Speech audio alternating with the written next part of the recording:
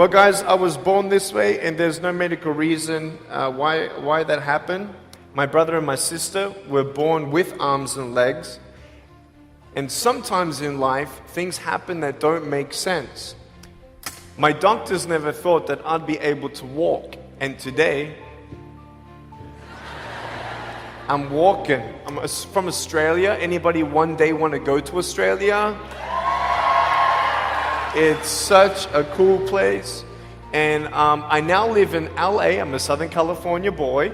So I only live about 4 hours from here. And today I'm going to tell you, man, I love freaking people out. One day I'm in a car. I'm in the front seat. I'm not driving, of course. Can you imagine if I'm driving a car? They reckon they can put a joystick, that thing that controls my wheelchair, we can put that in a car. Like, how fully sick is that? Like, imagine if I get pulled over by the cops. Can I have your driver's license, please? Yeah, but it's over there, you're gonna have to get it. Imagine if I'm in big trouble. Put your hands up! Get out of your car!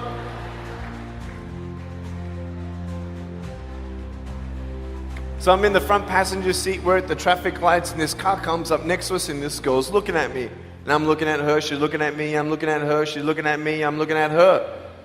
All she sees is my head, right? She has no idea that I have no arms, no legs. So I'm thinking, cool. I'm gonna freak you out. So I get the seatbelt in my mouth and I loosen it like this so that I can freely move.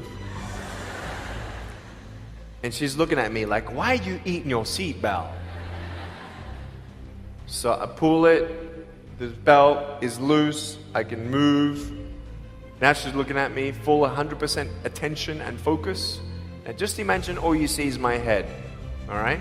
You might want to put up your hand up to your face to cut off the rest of my body, all right? So you can really see the effect. So just, that's it, exactly. Here we go, ready? I just did this.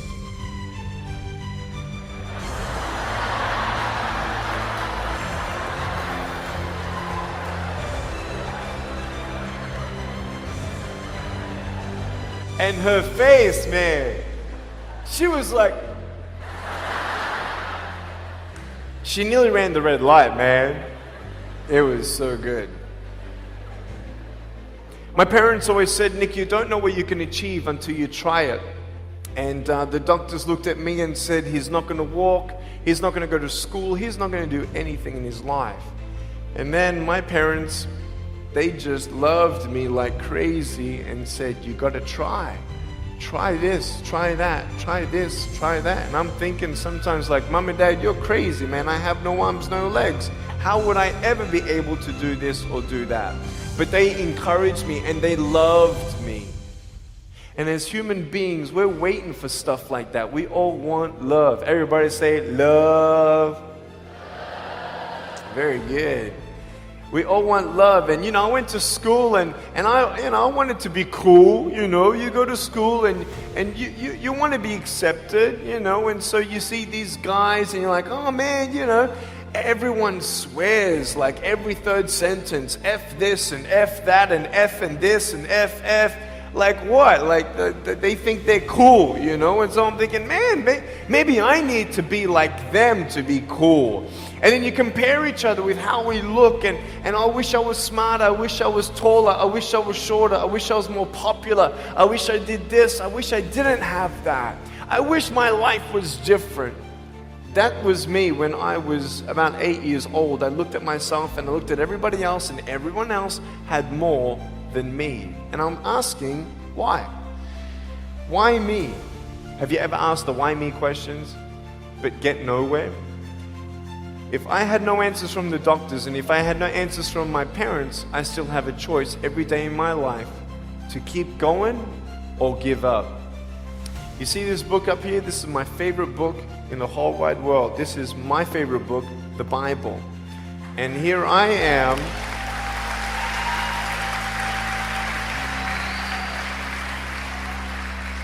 And here I am, and for me, that's my full potential in all that I can be here on earth. And so encouragement takes me closer to all that I can be, and discouragement takes me away. You see, it only takes 3 seconds for someone to tease me when I was at school and just say, hey, you're ugly. You can't do this and you can't do that. And some of you thinking like, man, seriously? You had kids picking on you? Like, how heartless are those kids? Picking on me with no limbs? Like, you would probably say, well, I'm not that bad. I wouldn't pick on a kid with no limbs. But why would you pick on anyone? Well, because it's fun. It's just culture. Okay, we'll get to that. But for me facing all that stuff, I'm getting these seeds. Everybody say seeds. S-E-E-D-S, seeds. Have you seen the pictures of the sequoia reds up here in California? These huge trees. Like some of the trunks could be as nearly big as this room. I've seen those photos where they've actually dug out a tunnel in a trunk of a tree. You can drive a full-size SUV right through it. That all started with a little seed. If you leave a seed of lies in your heart and in your mind and you don't know the truth, if you don't know the truth, you will die with the lie. I started dying because I started believing what I was told. I want you to know the 3 things that I needed to come to in my life is the truth of my value, the truth of my purpose, and the truth of my destiny. I want you to know something. In our mind, we put ourselves down all the time. I want to ask you today, do you think I'm cool enough to be your friend? But I don't swear, I don't use the F-bomb. Am I still cool enough to be your friend? But I don't tease people. Am I still cool enough to be your friend? But I have no arms, no legs. Seriously.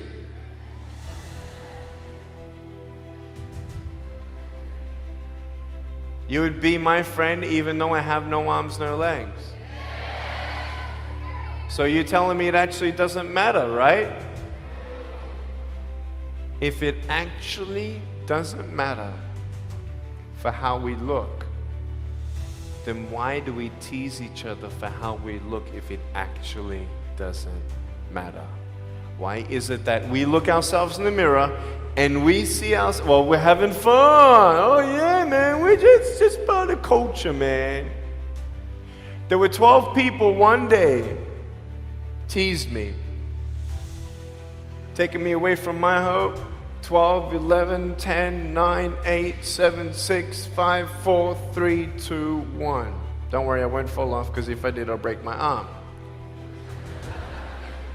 But 12 people teased me one day, and I can put a pretty brave face on, but cry on the inside. For real. Oh, it doesn't hurt. Yeah, it hurts. There was this one bully. I became his target for 3 weeks. And every time I go by him, I was 13, he was 17. I was in my chair. I'm only 4'9" in my other chair, my old chair. He's like 6 something, so he's huge, right? So I'm looking up at him, and every time I go by him, he's like, hey, there's Nick, he has no... And you can imagine what he said. And I'm like, what's his problem, man? So I tried to avoid him, and I was so embarrassed. He would say it really loud, and everybody would be looking, and some would be laughing. I'm like, what is this guy's problem, man? So one day, after 3 weeks, I went up to him, and I said, hey. He's like, hey. I said, can you please stop it? He said, stop what? I said, stop teasing me. He said, what are you talking about? I said, every time I walk by, you say that stuff. He's like, what stuff? He didn't know how to take me on. So I'm looking at him and saying, nah, man. Every time I walk by, you say exactly this, and I want you to stop. I forgive you, but stop it. He's like, oh, is that hurting you? Now, I could have said, nah. Or I could have said, yeah. It takes a level of humility to actually say, actually, I don't like that. It's killing me. And I said, Yeah, it's hurting me. He said, all right, I'm sorry, man. I was just, playing around. He said, give me a hug. He said, what? I said, give me a hug. He's like, all right. So I gave him a hug. I'm a hugging machine. We made the Guinness Book of World Records. 1,749 hugs in 1 year. We did it last year. My arms fell off, all right? The scary thing about hugging so many people is that anyone can just pick me up and take me home, all right? Like, what am I gonna do? Like, eat them or something? It's like, pretty mean headbutt, right? I want you to know that you might be playing around.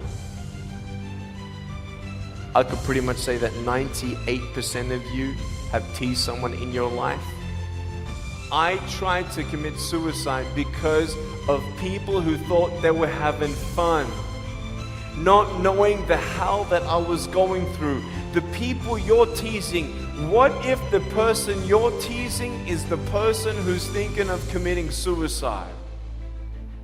What if the person you're teasing is the one who's tried to commit suicide, who hates their life because of you? You don't know if the person you are teasing is the son or daughter of a drunk at home getting abused. And all they need is someone like you to keep on pushing them this way. We need hope. So find something else to do. Find positive things in your own life. I don't care about how you look. I will never, ever, ever tease you. I will never tease you. I could tease you. I could be tough.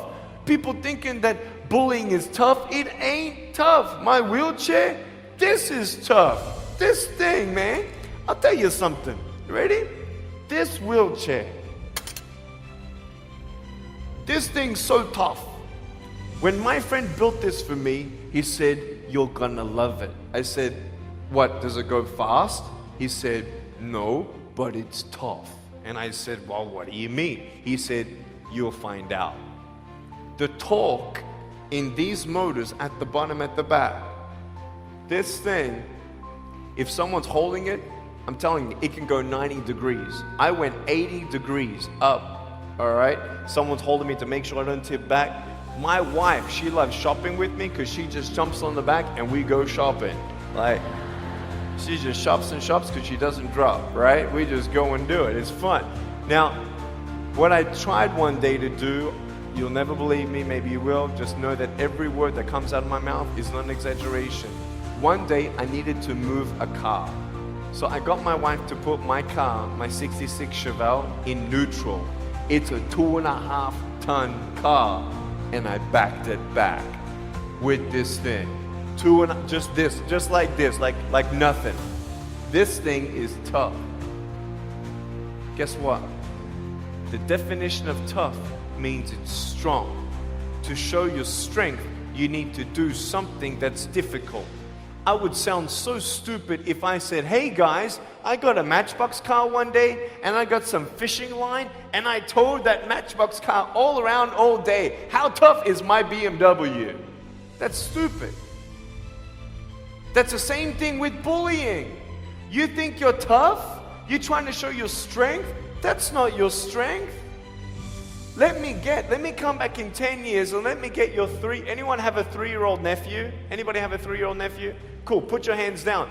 I will get any one of your 3-year-old nephews, bring them tomorrow night at where I'm speaking, and we're gonna put him up on stage and let me show you how tough I am. We'll get your 3-year-old nephew and we'll put him up here on the table and let me tease him. Let me show you how tough I am. That's what you are. I could pick on you, you biggest bullies. I could pick on anything you like.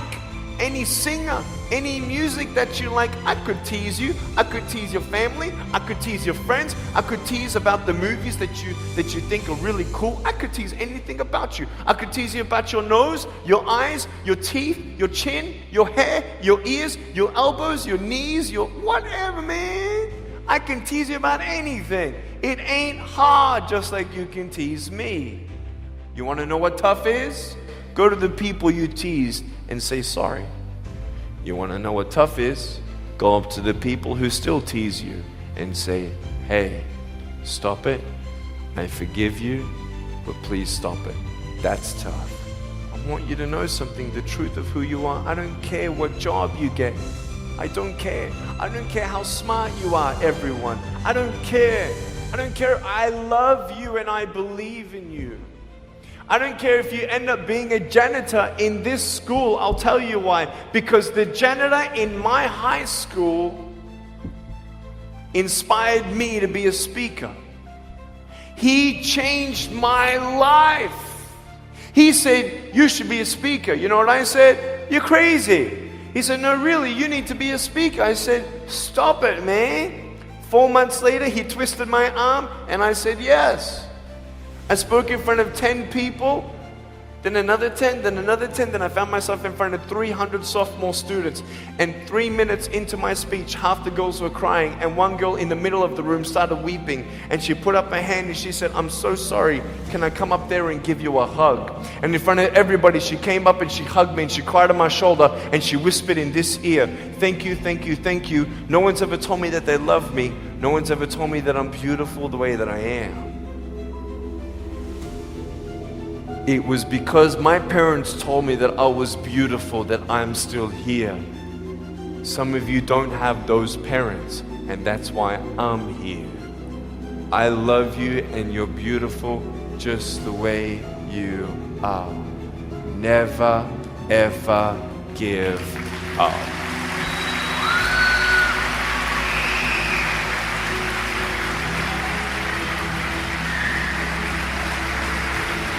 How many schools do you think that I spoke to actually stopped bullying altogether? Okay. Whoever said 1, you were correct. One school out of 600, I got a letter from the headmaster, and he said, Nick, you forever changed our school, blah, blah, blah. We haven't seen any bullies pick on anybody for 8 months straight. We don't know what happened, but in the best words that I can describe, there's just a new thought in the air that it just ain't cool anymore. It just ain't cool. I want to ask you, what are you going to do? Are you going to continue on at the risk of knowing that in each section, this section right here, 5 people are already trying to commit suicide? That section there, 5 people. When you extrapolate it out, what if the person you're teasing is one of those, and you have no idea? Would you find something else to do? So, the change is up to you. If you want to see more love in your school, be love. If 50% of the school come together and say, you know what, it just ain't cool anymore, the people who think it's still cool, every time they look down upon you, I want you to imagine my face looking at you. Because I'm telling you, everyone you're teasing is my brother and my sister. And you're my brother and you're my sister. And I'm asking you to stop. Love yourself a bit more. Love each other a lot more.